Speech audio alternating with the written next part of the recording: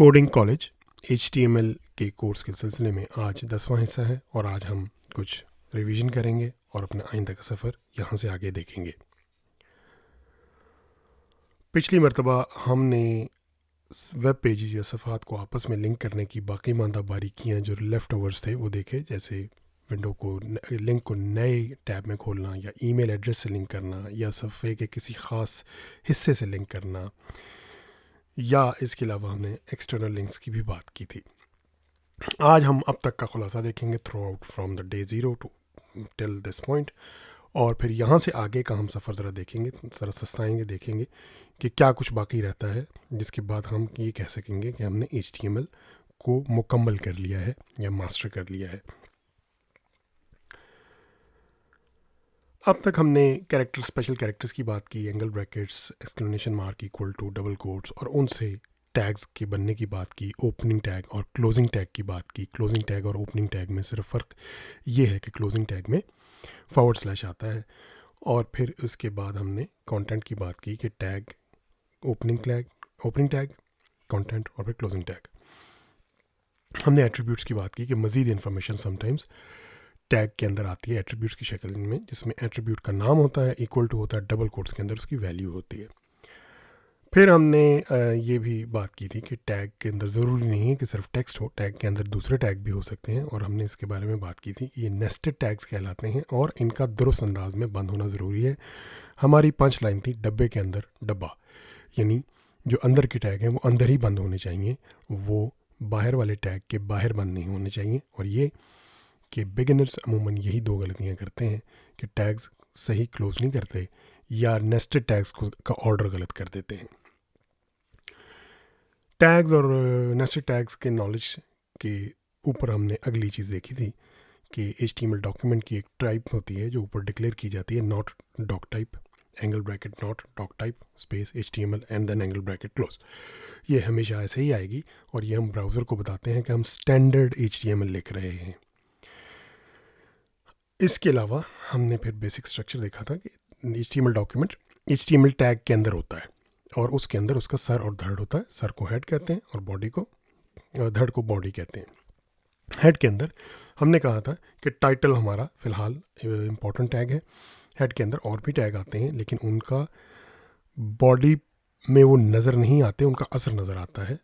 हमने अभी कोई भी टैग ऐसा नहीं देखा टाइटल के अलावा जो हेड में आता हो, जो हम आगे चल के देखेंगे। इसके अलावा हमने बॉडी टैग के अंदर देखा कि हमें हेडिंग्स 1 to 6 लेवल, पैराग्राफ्स, इसके अलावा हमने ब्रेक लाइन की बात की जो कि वाइट स्पेस के कॉन्टेक्स्ट में आई कि HTML पेज जो है लैंग्वेज है वो वाइट स्पेस इनसेंसिटिव है। यानी वाइट स्पेस से क्या मुराद है, स्पेसेस, टैब, न्यू लाइन्स, ये जो कैरेक्टर जो नज़र नहीं आते वो जितने मर्जी आते चले जाएं, उन्हें सिर्फ एक ही बार कंसिडर किया जाता है। यानी अगर 10,000 स्पेसेस हैं तो ब्राउज़र उसको एक स्पेस मानेगा। इसी तरह 10,000 अगर लाइनें हैं तो वो उनको भी इग्नोर कर देगा, उसको ज़ीरो समझेगा।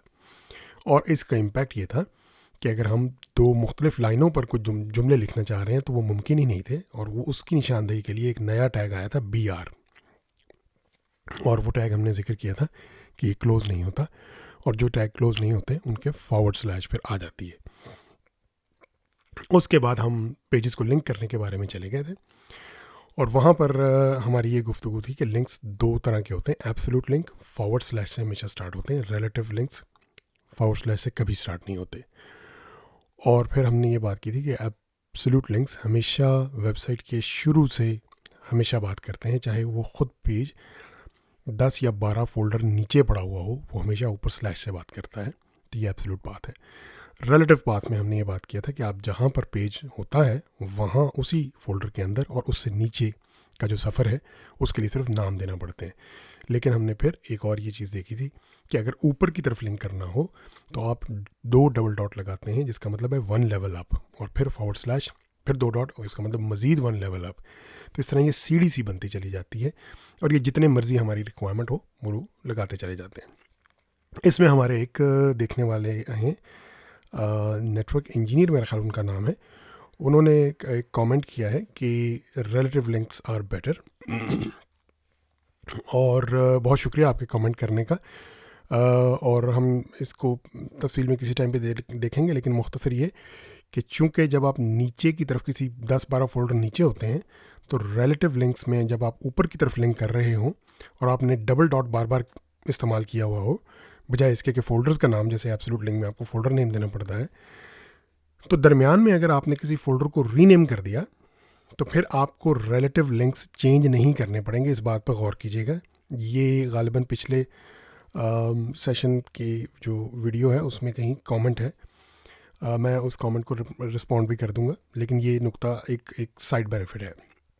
लेकिन again, as for which links to use, it just depends upon the situation. इसमें कोई हार्ड एंड फास्ट रूल नहीं है। हम एब्सोल्यूट के साथ स्टिक करेंगे मोस्ट ऑफ द टाइम, और जहाँ सेंस बनेगी वहाँ रिलेटिव कर लेंगे, या vice versa. Will be pragmatic, जिसको कहते हैं ना, थोड़ा सा शिद्दत पसंदी एक साइड पे नहीं, कि सिर्फ ये हमें यूटिलिटी देखनी, कहाँ पर क्या मीनिंगफुल रहेगा हमारे लिए।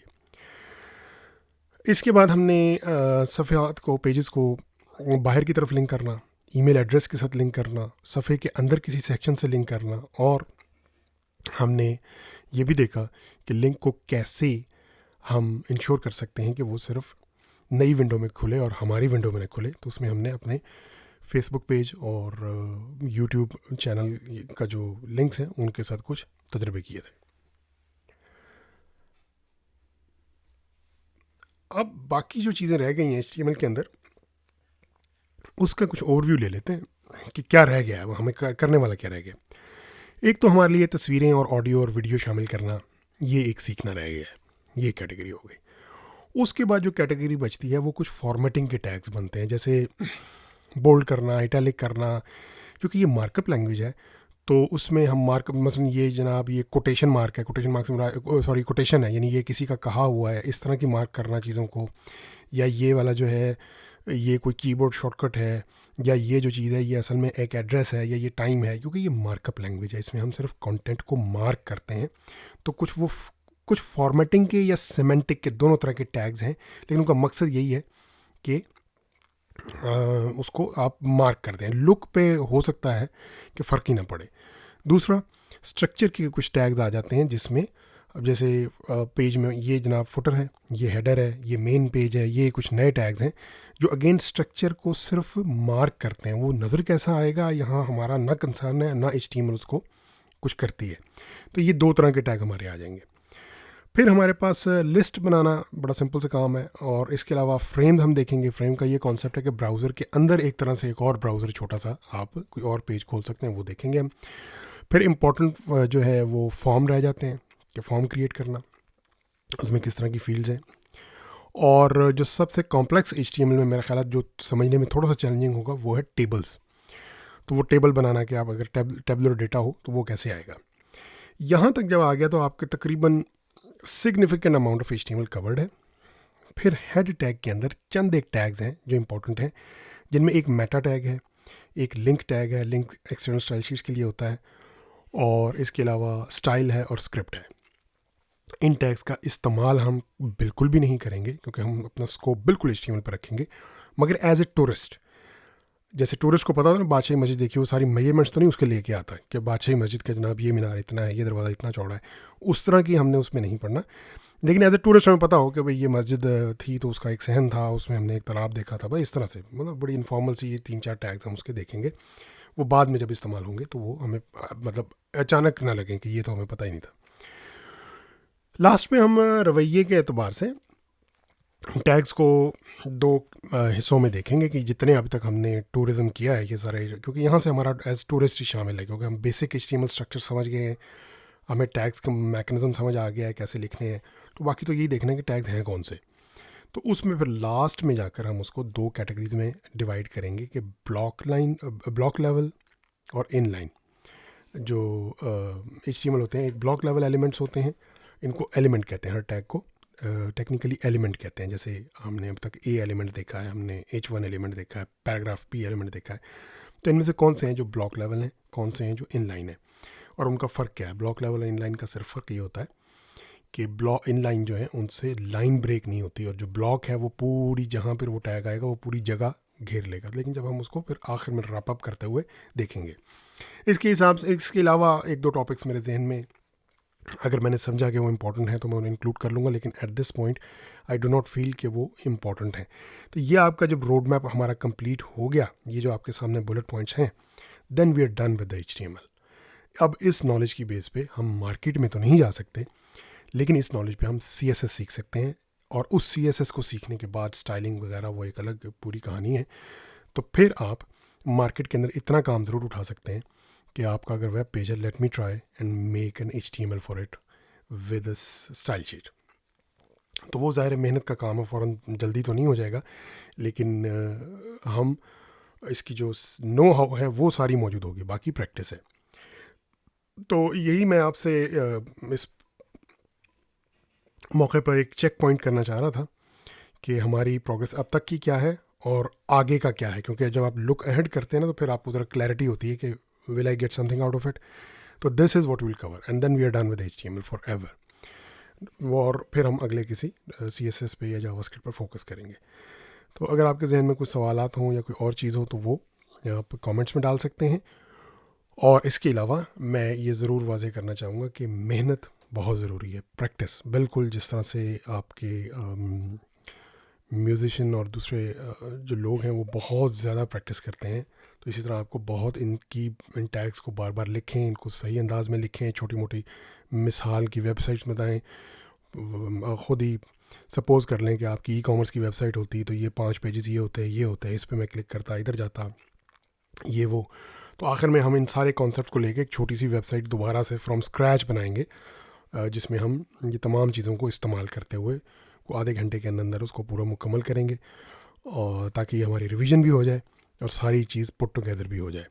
तो इसके साथ ही मैं आपसे इजाज़त चाहूँगा। आपके वक्त और तवज्जो का बहुत शुक्रिया। दोबारा अगले सेशन में मुलाकात होती है।